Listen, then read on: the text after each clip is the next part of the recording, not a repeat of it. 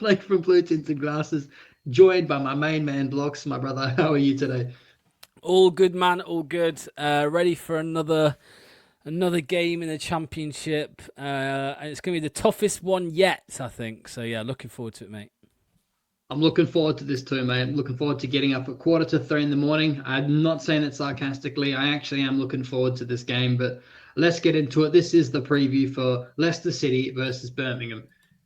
Here we can see Birmingham are sitting in fifth place right now. They've just lost a cup game, but I wouldn't read too much into that, Locks. They put in a really young team. I think right now their ambition is to get promoted back to back, and there isn't really much point reading into the table at this stage of the season. But nonetheless, there you are. You can see Birmingham fifth and Leicester City seventh. Now, we'll spend a bit of time talking about Chris Davies today, mate, because we're all, I'm pretty sure, well familiar with him. He spent a lot of time with Brendan Rodgers, some of that time at Leicester City. We all know that he likes to have a high energy, possession based, very Brendan Rodgers esque. And he's also, what's interesting, is pragmatic and tactically flexible. He is not married to one style, and he's not going to be like Brendan Rodgers, where he's going to play a style and a team to death, even when it's not working. What are your thoughts on that, just hearing that at first? Yeah, man. I actually think Brendan Rodgers was quite flexible when he wanted to be. I think he was always he wanted to adapt his system. I mean, I remember the year we were relegated, he wanted to actually switch to higher fullbacks. He because there was a whole plan for the fullbacks under in that season, where they would get much higher up the pitch, maybe even inverting as well. I think we heard that was one of the ideas he wanted to do, but we couldn't do it because we had so many injuries to Ricardo Pereira and James Justin, so we had to kind of scrap the idea. So Brendan Rodgers was quite flexible as well. But look, I think with Chris Davies, I think it was a smart appointment by Birmingham. They were just relegated to League One. They wanted a rebuild, a restart, which they got. And I think that the best thing to do when you want to rebuild is, get a new manager in as well. Rebuild everything from the bottom up. They got new owners and stuff like that. They're doing redevelopment. So, yeah, a smart appointment. I think he deserved his opportunity as well to actually be a number one, to be a manager. He'd done a lot of work, which we'll get into across the country. So yeah, I think it was a smart appointment, and he's done very well. I mean, I know they had the best team in the championship, but they came back up straight away, and they've started this season quite well as well. Yeah, sorry. Best team in League One. And it's you're right, though, it is a smart appointment. It's actually very eerily similar to Enzo Maresca, except just a league down. I know Enzo Yeah. Maresca had that time at Parma, but he had a somewhat extensive career as a youth development coach as well as a assistant manager to Pep Guardiola. So we'll get into his experience later, but I do think this is a smart appointment and a good gateway for him to get started at a lower league and develop his style. So Yeah. moving on, Chris Davies' managerial style. So we do, as we just explained, high energy and proactive. He aims to create a team that attacks with relentless energy and plays of intensity and physicality to dominate opponents. This is hand in hand for the championship football, particularly if they can hang on to the ball. So it is one to worry about a little bit, and I'll explain why later. Possession-based football, central to his philosophy, is controlling the game with the ball, circulating quickly to stretch the opposition and create gaps. We're all well familiar with that in this modern day and age of football. Tactical flexibility. While having a clear core philosophy, Davies believes in adapting to different situations and opponents, showing pragmatic flexibility in his approach. And this is what I want to focus on the most. Intense pressing and high tempo. His teams press with high intensity and a fast rhythm, leading to a high pace of play, both with and without the ball. What do you think about that last part, Locks? Because I want to touch on a bit later with our build-up play right now, which I think is a major asterisk right now under Marty Cifuentes so far. Yeah, I totally agree. This style of football, and especially that last part, like you mentioned, there's a real chance that wins the game tomorrow on Friday because with Leicester, yes, our squad is better than Birmingham's, in my opinion. Yes, the depth, I would say, is in terms of the quality, although it is weaker now with some of the transfers that have happened, but still our overall squad is better than Birmingham's. The problem is that there are concerns in our squad over the lack of fight, the lack of determination, a lack of passion, maybe a lack of just wanting to be here. And when you've got that, if you've got two teams that are maybe different in quality, but the team with the less quality have more energy, they have more fight, they're running more, which goes hand in hand with the pressing and high tempo. That then means that it's more of an even game rather than just, the better team will win. So, yeah, that's why I'm worried about. I mean, we have already seen teams this season, press Leicester and catch us out and then play, through our open back line. And I wouldn't be surprised if we conceded a couple goals, to be honest with you, this weekend. I wouldn't be either. And you touched on something I was going to bring up later that we'll come back to in about 5 or 10 minutes, because you raised a very good point that I want to talk about. But moving on just for now, Chris Davies' managerial style. So this one here, I really want to talk about quite a lot. Futsal. I play five-a-side. I love five-a-side. And anyone that's watching this knows how fast it is. During his early career as a youth coach, Davies used futsal coaching to improve the technical development of players, including their ball control and passing. As you know, if you play five-a-side, you have very little time to think on the ball. It's very fast. He then developed his tactical knowledge at Swansea and Liverpool, having worked in opposition analysis roles at both clubs. So, Locks, not only is he analyzing the game, he's intelligent, he's thinking ahead, he's doing his homework on opposition before he plays them. How can we beat them? Almost like a chess match. The reason I raised this and I talked to you before we went on stream was, if he's concentrating and he's used this to develop his players and it's part of his coaching methods, one clear thing that we can see from Marty Ball is how fast we're playing the ball, and it's breaking down a lot. Whether that's down to Marty and his coaching and positioning of players in his short period here, or lack of quality, that's up for debate and it's subjective. But in my opinion, this could be two teams playing very high, fast-paced football. And if our build-up's not there, we can get caught undone big time. What are your thoughts on that? Yeah, no, bang on.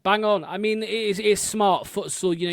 With futsal, you're in high pressure situations. What I mean by that is, you've not got time, like you said, and you've got to release the ball quickly. Otherwise, you lose possession, and the other team goes and scores. And that is something that I think we are struggling with at the moment. Where, like you said, we get forward, and unless Abdul Fatawu hits one in from 30 yards out, we don't really have an end product to it all. We're finding certain spaces, but we're not actually finding the final ball.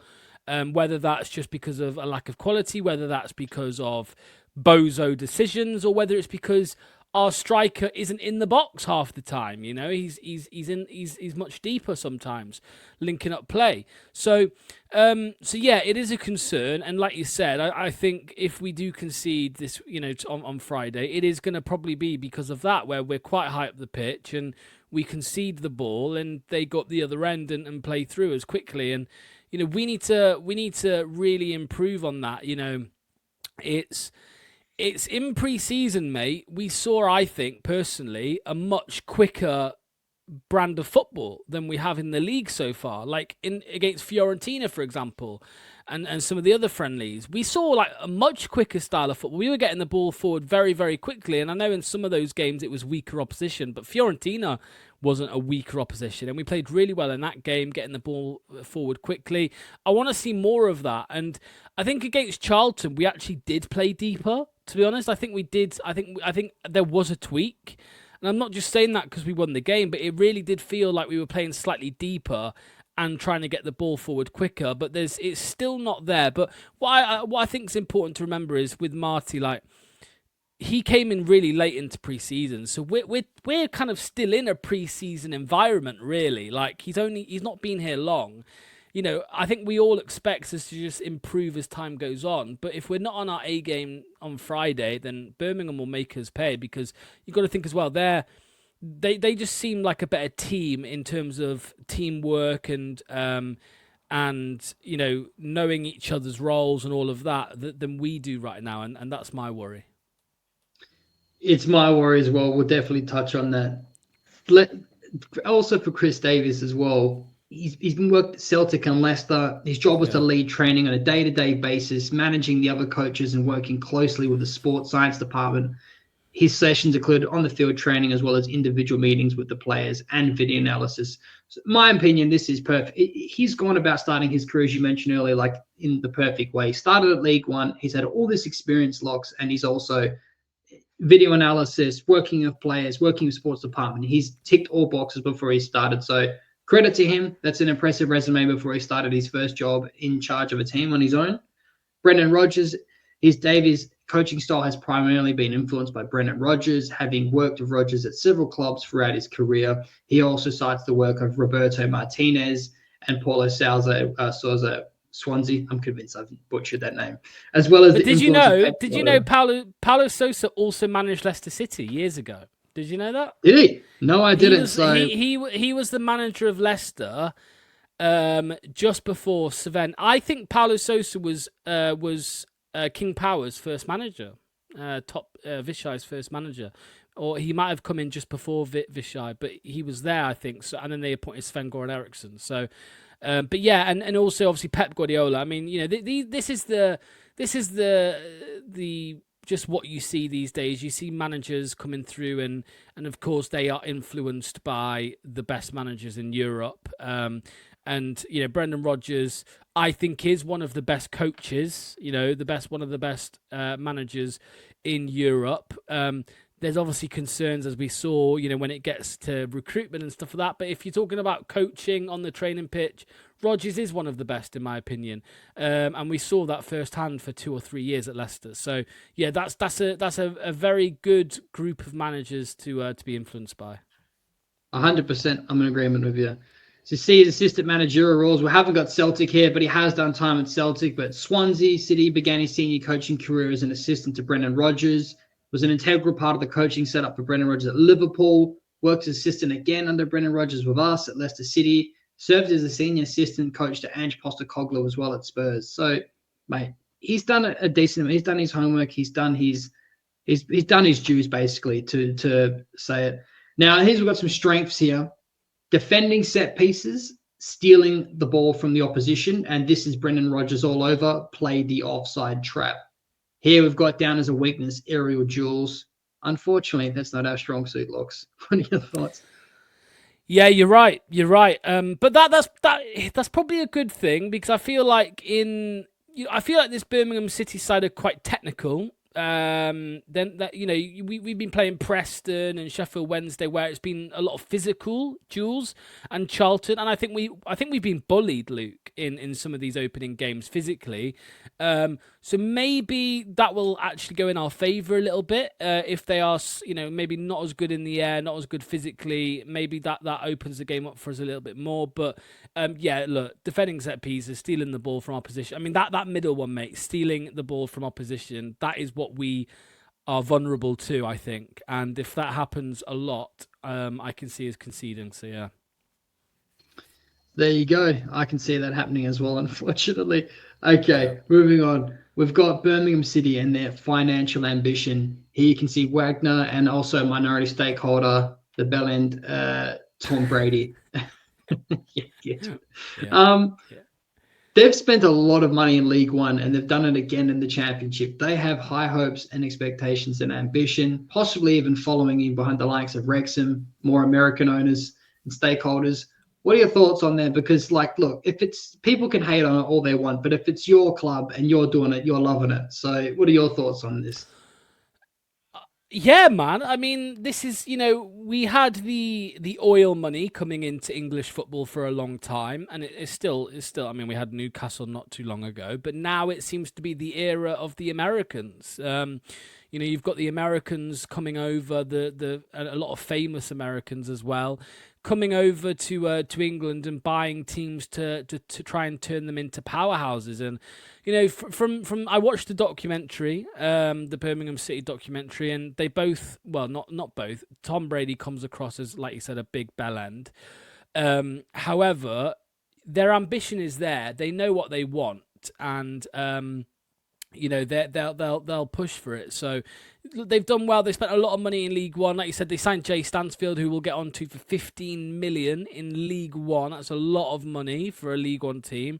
And you know, they've come up and they're spending again. So they want to get to the Premier League. Um, I worry for them if they don't go up because their PSR situation isn't going to be great. It's not going to be awful because obviously they were in League One and PSR rules don't really apply to League One. It's all a bit of a mess, to be honest with you. So they won't be. I'm not saying they're going to get a points deduction, or whatever, but they will be on the back foot if they spend all this money and don't go up. So they need to get up to the Premier League quickly, and I think they probably will. If they don't get up this year, mate, I think they'll spend again, and they'll probably get up the year after.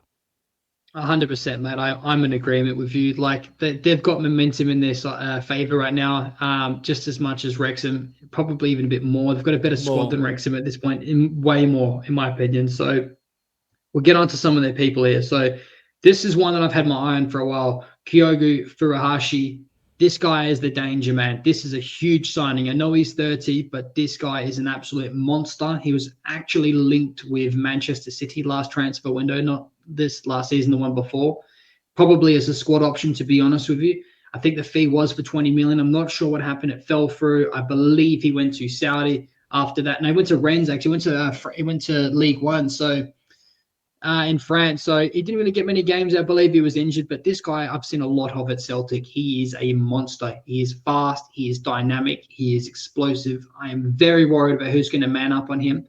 We have seen Birmingham prefer to play a 4-2-3-1, although in the last few games they've been playing a 4-4-2 with him as one of the two strikers up top. He's yet to find his feet, but it's only been 3 games. Locks, it scares me who tries to mark this man. Mate, Samare or Winks, either of them, or Skip, or Hamza. Maybe Hamza. I mean, Hamza's going to play right back if he does play, if Ricardo isn't available. But maybe Hamza would be the guy. I don't know. Like, who do you stick on this guy? I know he's not been playing in the midfield recently, Hamza, but he's the only one I think is capable, which is crazy. Like, just being quite physical with him because, mate, this guy against Harry Winks, nah. Nah, it's not going to work. This guy versus Bouba Samare, not going to work. This guy versus Oliver Skip, not going to work. So I totally agree with you, mate. I don't think I don't highly rate him. He's a great player at championship level. I'll give you that. He's a very good player at championship level. Yeah, very good, very good. But yeah, I agree with you. I worry as to who marks him. I don't think we've really got anybody in that midfield who's been playing there so far this season that can do the job. And like you said, yeah, I think this will be. You said he hasn't found his feet yet. He's not scored, whatever. This is definitely the game I could see him scoring his first goal. Him or Damari Gray. I could just see Damari Gray breaking a drought. I could see it happening now. I think Luke Thomas will have Gray. I think Luke Thomas. That's my prediction for this game. I think Luke Thomas is gonna have Damari Gray. Yeah, we'll see. You can thank Locks for that. I'm in agreement with you, mate. I never want Hamza to start, to be honest with you. I think on the ball he's fucking awful. But if I had to think of a scenario where I want Hamza to play, it would be this, and I'll be tapping him on the shoulder and be like, brother, I don't care if you get booked today. I want proper Brexit ball. Let's get a studs up 2-foot challenge on this little Japanese guy's ankles. I'm just kidding.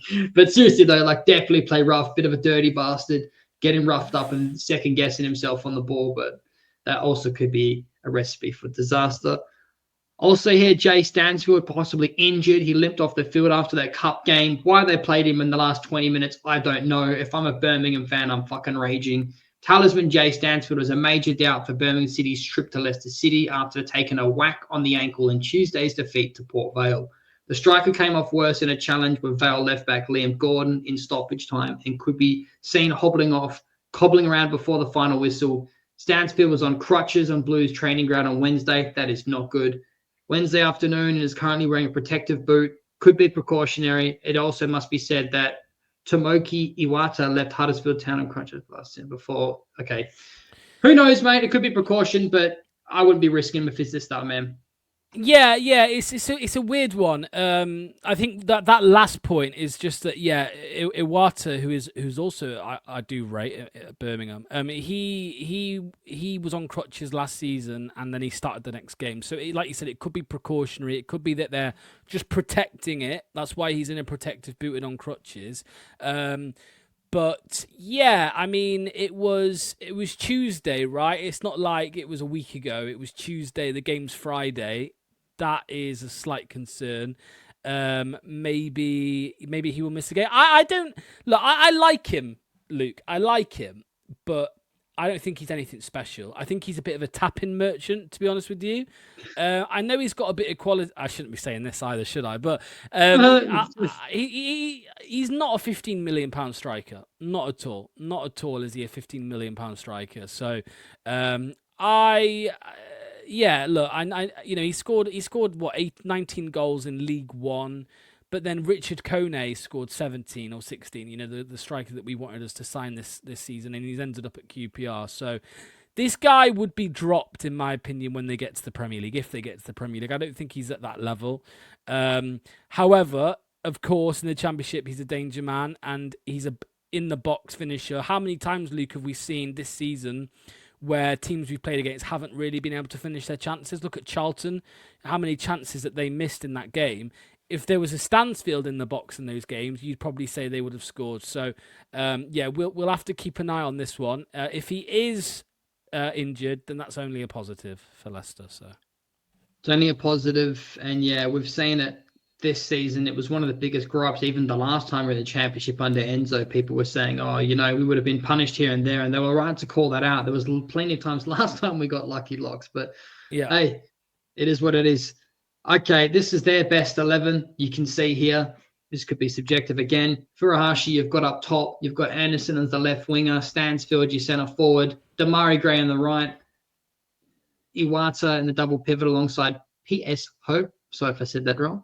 Cochrane, Clara, Newman, Samuel, and you've got Alsop as your goalkeeper. I like Clara. I think he's a good centre-back. I'm a fan of his. Just for anybody watching, yeah, this isn't what we're saying will be the starting 11, which this is, as you can see at the bottom, this is just the best performing player so far in the opening games, the best performing player for each position. But that could well be the starting 11, depending on injuries and stuff. It could happen, but I like Clara. I like Iwata, like I said a second ago. I do like him. We know all about Damari Gray. He's a bit of a flake, to be honest with you. I think Luke Thomas will have him in his pocket. And yeah, Kiaigo as well. So yeah, we'll have to see, mate. But they've got a decent 11. Yeah, they've got a good 11 for Championship football for sure. 100%. Okay, before we move on to wrap this up, is our squad depth now too shallow? We were saying we want to see how you've been played, and credit to Marty Cifuentes, he has been playing Page, Monga. He has been playing youth. If Aluka was not injured, hopefully maybe he would be playing too. Are you expecting, I know from talking to you privately, Locks, you and I are both kind of in agreement. We don't have our hopes up for getting sales in. So players in, sorry to be negative. We are hearing that we are now allegedly compliant with PSR, although it is the last minute, last second, and may as well just talk about it now. If these rumors are believed to be true as well, Bilal El Kanous is a fucking rat and he should be left to rot. If that is true, though. If not true, then I'm sorry, Bilal. We love you. We never slagged you off. But if you said you were going to stay in this, it's true. If it's true, go fuck yourself, Bilal. Sit on the bench and rot, then, you fucking peasant. You can't be pulling that shit, man. Like, that's fucked, bro. Like, I hate that shit in blood players. Same as Isak as well at Newcastle. That's just disgusting, man. Like, you know what I mean? Like, imagine getting paid millions of dollars and you don't get your moves, so you crack the shits. He's young. He could have like a KDH-esque season. Really fucking establish himself as the man, swing your dick around in the Championship, prove a point, and get a big move the next season, even if we don't get promoted. But if you want to chuck your toys at the pram, fucking do one. Anyways, back to our point. I can hear Bilal. Can you hear that? Oh, you were waiting for that one. Look, listen. Is our depth now too sharp? Well, I'll tell you what I said to Kate last night on the stream, Luke. I said, Our squad is big, and Marty says our squad is big, but it doesn't feel big because half the players are shit. That's the problem here. Our squad is big, but we've got Patson Daka as our second striker, and he's a bag of shit. So, it's I think the quality in depth is shallow. I think we need to bring in a defender now. I think we need to bring in a midfielder. I think we need to bring in a striker. We have to do all of those things. Are we going to do all of those things? Absolutely not. That's not going to happen in the last 5 days of the window. So I do think that in 2 months' time, Marty will maybe regret, or the club might regret selling one or two of the players.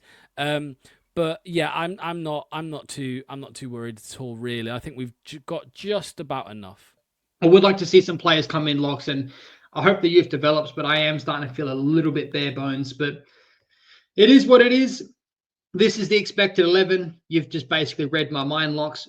It's absolutely paramount that Wink starts this game. We cannot have Skip on the ball. We can't have Hamza in a double pivot, in my opinion. He's just too much of a liability on the ball. I know we mentioned earlier that he gets stuck in, but with the way that Birmingham play and how fast they play, I just don't think it's the game. So yeah, we're going to be depending on Samari big time here. And we are obviously really hoping that Ricky P is going to be available to start, maybe not play a full 90, but here you can see Starlarchik clearly in goals. Now, you've gone for Faze, which I like here, Locks, because I think that I would personally go Yannick because I think it's going to be important for him to be on the ball. I actually thought he had a good game, but I can see why you've gone for Faze here for a bit more pace. Is that why you've chosen him for this game? pace, but also just because he's been our best centre back this season so far when he's come on. Right, it's just the facts. I hate the guy, and I think he's a fucking rat, and I think he's a prick. But he's been our best centre back this season, so you can't look past that. And he could still leave this season. Of course, we don't know what's going to happen with him. Akoli, again, pace. I was very, very disappointed with what he was doing on the ball in the last game. I think he struggled, and I think he has struggled a few times already this season. I don't think he's good enough on the ball. We could see a fast Vestergaard partnership there. I just think that, if you want to win the game, your best chance at winning the game, it is going to be with Fass and Winks. That's just matter of the fact, I think, at the moment with what we've seen so far.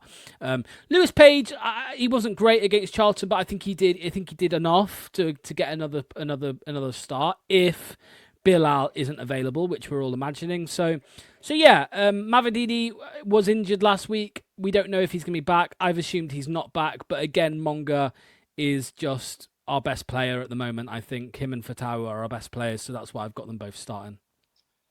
Yeah, I think we've seen the last season it's kind of good for Mavididi to get benched because he tends to come back and want to prove a point. But prove a point or not, Monga is just the more dangerous player, just better at beating his man, much more productive, much more creative. We could glaze him forever, but we've already done that enough. But yeah, Page, I think, deserves a second chance. I know he was a bit rough in that first half, but he is a young lad, and that was his first league start. Daka's not better than Ayew. It's unfortunate. Fatawu's nailed on.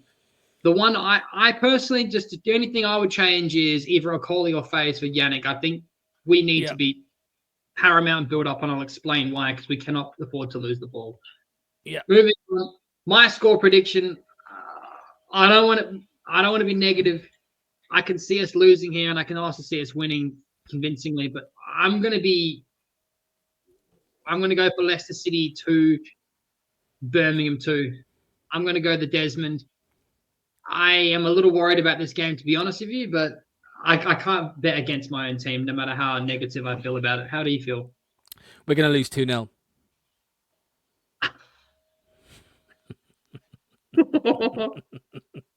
So that's what I think. Yeah, I think we're going to lose 2-0. I think it's going to be a wake-up call. I get why fans are maybe getting a little bit positive, whatever, because we won a game, but I don't know what anyone has seen from the Preston game, from the Charlton game, and from the Sheffield Wednesday game to think that we're going to rock up against Birmingham and win.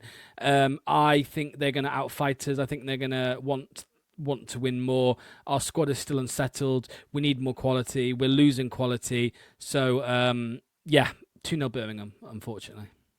2-0 Birmingham from Locks. Okay, before I go through my points here, actually, I'll just go through it all now. Closing thoughts. Leicester need to be precise and build up, which is precisely why I think it's going to be paramount that we do not start Skip. We start Winks. We need him on the ball in that build-up play, particularly Yannick Vestergaard as well, his line-breaking passes. Those two, and if Ricky P is available, will give me so much peace of mind in a build-up from the back. It's paramount that we get the ball to our wingers, but part of that breaks down a lot with us turning the ball over, particularly Hams and Chowdhury a lot. But we cannot be caught out by turning the ball over. They are too fast. You've got dangerous people like Furuhashi. They move together as a unit. If any move breaks down and we overcommit to the ball, I can see us just getting our pants taken down and spanked. If we are going to win this, we need to get the ball and build up to our wingers. As I just mentioned before, Monga and Fatawu, we need them absolutely. And if Ai is going to be dropping deep to receive the ball, he needs to get himself back in the box because the wingers cannot do everything. And lastly, as you mentioned before, you said that we played a little bit of a tweak against Charlton. Only play fast ball when Birmingham turn the ball over. Then we can do the same to them that I'm worried about them doing to us. Catch them over committing and then rip them apart with our wingers and then commit. That's my thoughts. And just to round it up before I pass it to you, Locks, and what you think. You mentioned earlier you were talking about quality and momentum. I've been waiting to talk about this. Birmingham City, so in my opinion, they've just come up from League One. You've already mentioned an unsettled squad for us, yes. They've come up from League One of momentum, positivity, and signings, and a play style that they all believe in. They're feeling motivated and hungry, and many people, including bookies, are expecting them to go up first time of asking back to back. Whereas of Leicester City, I've ranted forever about how I would love to have seen the difference if Enzo stayed. The players would have been settled. They believed in him. I know it's a conversation I've done to death and I won't do it, but the difference now is we now have a relegation side with players unsettled, lots of players leaving, players wanting to leave as well, and players that possibly don't even believe in our manager and a bunch of youth. So it's night and day difference between morale and momentum. That does concern me a lot. What are your closing thoughts, Locks? Yeah, absolutely. I mean, this is why Birmingham City fans, rightly or wrongly, a lot of them predicted them to go back up, to do back to back. It's not so much on the quality, although they do think they've got a lot of quality, but it's more to do with the feeling around the club. It's a very good feeling that they all have, the staff, the players, the fans, the community, and also the momentum, as you said, back to back. So, or potentially back to back. So yeah, look, I agree with what you said about they could spank us, we could spank them. I agree with that. I agree with that completely. It could go either way, and we just don't know enough yet. I just feel like until the window's shut and we know exactly who's going to be here, what players are coming in, what players are going out, I don't think we're going to be at our best. This is what we keep saying. About 2 years ago, Enzo Maresca had all of this stuff wrapped up quite early, and we benefited from that. And now that we haven't got it wrapped up, we're going to be feeling the effects of that. So I hope I'm wrong. I hope we win. I just can't see it. I can't see it. So yeah. Although I will just quickly add my closing thoughts. A lot of you Birmingham fans are fucking idiots because these guys thought that they could sign Abdul Fattawi this season for 20 million. Stick that up your pipe and fucking smoke it. So you cannot sign Abdul Fattawi for 20 million. I can't believe I saw Birmingham fans say this, but yeah, we'll see. We'll see what happens, mate. Looking forward to watching the game at least, and seeing how it turns out. Nice little cheeky dig before we wrap this up. All right, mate.